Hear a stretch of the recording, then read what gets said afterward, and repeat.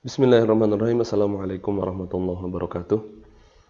Atas permintaan dari sebagian teman agar di pesantren ini ada pengajian meskipun secara online dan teman-teman masih bisa istifadah dan mendapatkan ilmu, maka kita mulai pembacaan kita terhadap kitab Al-Adabul Mufrad karya Al-Hafiz Abu Abdullah Muhammad bin Ismail Al-Bukhari.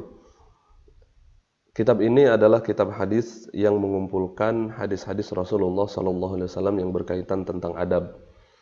Hadis-hadis dalam kitab Al-Adabul Mufrad ini memang tidak sebagaimana hadis dalam Sahih Bukhari yang beliau menjamin bahwasanya semua hadis dalam Sahih Bukhari itu adalah sahih. Makanya beliau menyebutkan atau menamai bukunya dengan Al-Jami'us Sahih. Tapi kalau Al-Adabul Mufrad ini hadisnya bercampur antara yang sahih dan yang hasan ataupun mungkin ada yang dhaif. Buku yang saya gunakan di sini antum juga bisa download mungkin nanti di link yang akan disampaikan di bawah. Cetakan Darus Siddiq dan ditahqiq oleh Syekh Nasiruddin Al-Albani. Ditahqiq dan diberi komentar setiap hadisnya apakah hadisnya itu sahih atau hasan atau dhaif. Meskipun kita tidak berpatokan kepada Syekh Albani secara umum dalam hadis, tapi paling tidak dari buku ini kita tahu oh begini penilaian Syekh Nasiruddin Al-Albani mengenai hadis-hadis tersebut. Baiklah. Dan karena fokus kita bukan kepada sanadnya, fokus kita bukan kepada ilmu hadisnya, tapi apa perkataan Rasulullah SAW dalam hal itu, maka kita akan melewatkan pembahasan tentang sanad, lalu kemudian kita akan langsung masuk ke dalam sanad sahabatnya dan Rasulullah SAW. Maka kita akan langsung membahas hadis pertama, bab qaulillahi ta'ala wa wassaynal insana biwalidayhi husna. Bab pertama adalah tentang birrul walidain, tentang berbuat baik kepada orang tua.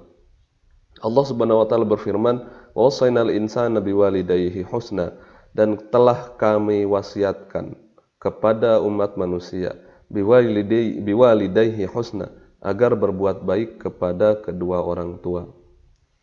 Hadis yang pertama diriwayatkan dari Abu Amru Asy-Syaibani. Abu Amru Asy-Syaibani beliau berkata, yaqul haddatsana sahibu hadhid dar, telah berbicara kepada kami, telah menyampaikan kepada kami pemilik rumah ini, wa auma biyadihi ila dari Abdillah, dan beliau menunjukkan tangannya kepada rumah, suatu rumahnya itu adalah rumah Abdullah bin Mas'ud. Qala, Abdullah bin Mas'ud berkata, Sa'altun Nabiyya sallallahu alaihi wasallam, saya bertanya kepada Rasulullah sallallahu alaihi wasallam, ayyul amali ahabbu ilallahi azza wa jalla, perbuatan apa yang paling disukai oleh Allah Subhanahu wa taala? Qala as-salatu ala waqtiha. Rasulullah sallallahu alaihi wasallam menjawab, as-salatu ala waqtiha, salat pada waktunya. Qultu summa ayyun. Abdullah bin Mas'ud berkata lagi, apa lagi setelah itu ya Rasulullah? Qala summa birrul walidain. Lalu Rasulullah SAW bersabda, summa, lalu birrul walidain, yaitu berbuat baik kepada orang tua. Lalu kemudian qultu summa ayyun. Lalu Abdullah bin Mas'ud berkata lagi, apalagi ya Rasulullah? Qala, lalu Rasulullah SAW bersabda, summal jihadu fi sabilillah, dan jihad di jalan Allah Subhanahu wa taala. Qala, Abdullah bin Mas'ud berkata, haddatsani bihinna.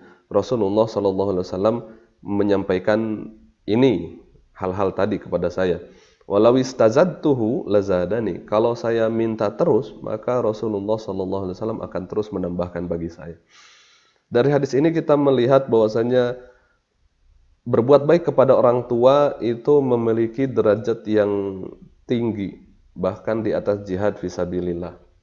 Kita tahu orang yang mati di jalan Allah itu ajruhu syahid.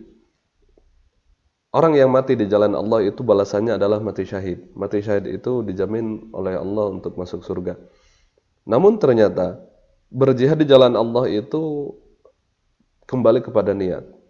Karena ada orang yang berjihad di jalan Allah Subhanahu wa taala tapi dalam niatnya bukan untuk Allah Subhanahu wa taala, hanya untuk biar biar dikatakan kuat, biar dikatakan berani, maka dia tidak akan mendapatkan ajur syahid.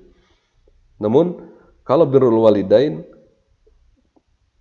sebagaimana yang Rasulullah SAW katakan, birrul walidain berada di atas hadis, di atas jihad fisabilillah. Untuk berbuat baik kepada orang tua, kita kan tidak perlu untuk menata hati agar dilihat orang.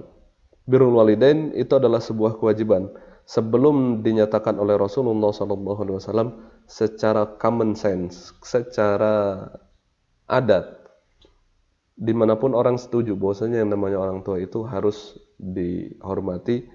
Kita harus membalas apa yang telah diberikan oleh orang tua kepada kita.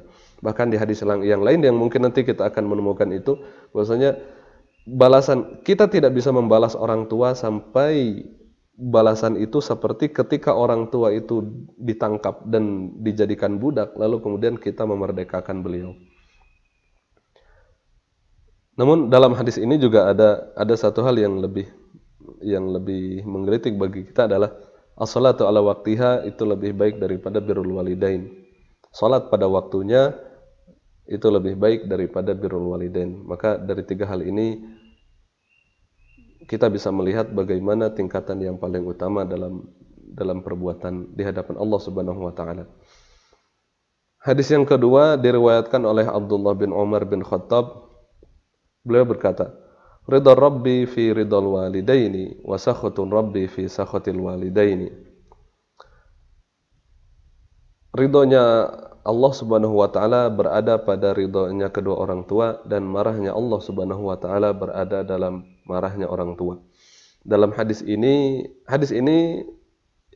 di sini dinyatakan sebagai perkataan dari Abdullah bin Umar. Namun kalau kita lihat komentar dari Syekh Nasruddin Al-Albani, hadis ini mauquf jika dengan sanad ini.